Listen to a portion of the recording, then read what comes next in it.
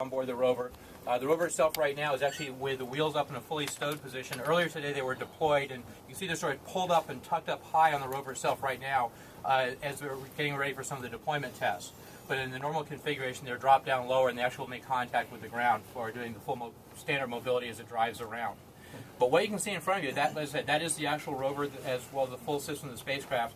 The rover itself is about 3 times heavier and about 2 times larger in each dimension than the Spirit and the Opportunity rovers, which we flew in 2003.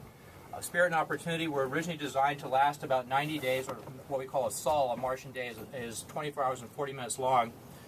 With an original design lifetime of 90 sols, we expected that they would get through about mid to late 2004 in their lifetime. However, as you're probably aware, they're still going strong right now, 7 years later. Opportunity is still just past the point where she drove 26 kilometers in what was originally supposed to be a 600-meter mission. If Curiosity performs at anywhere near the same level of performance and exceeds her benchmarks, you can expect your grandchildren to watch this rover still driving around the surface of Mars. Curiosity is designed to drive about 20 kilometers as a minimum and last two Earth years or 1 Mars year as a minimum. She may very well far exceed that expectation. The science package that's on board, there are 14 different science instruments that are primarily dedicated to looking for places on Mars that are possible locations for a habitable environment. Now that doesn't mean that we're actually looking for life. What it does mean is that we're looking for places where life might be capable of existing or have existed in the past, and trying to get the answer to that question first.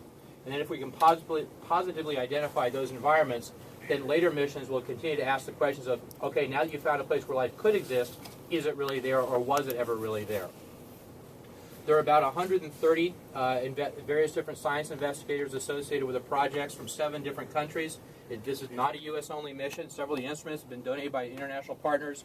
Several of the engineering subsystems have been provided by international partners in addition to all the U.S. contributions.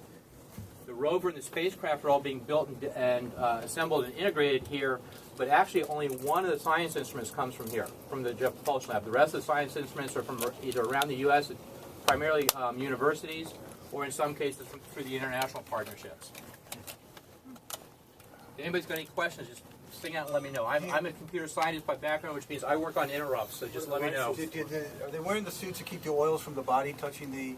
They're wearing the suits for what are called planetary protection concerns. What we want to do is make sure that the spacecraft stays as clean as possible and it doesn't have any sort of contamination, whether it's microbial or any sort of organic material.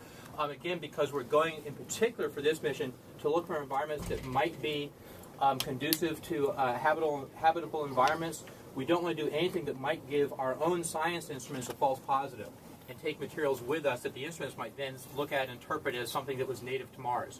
So the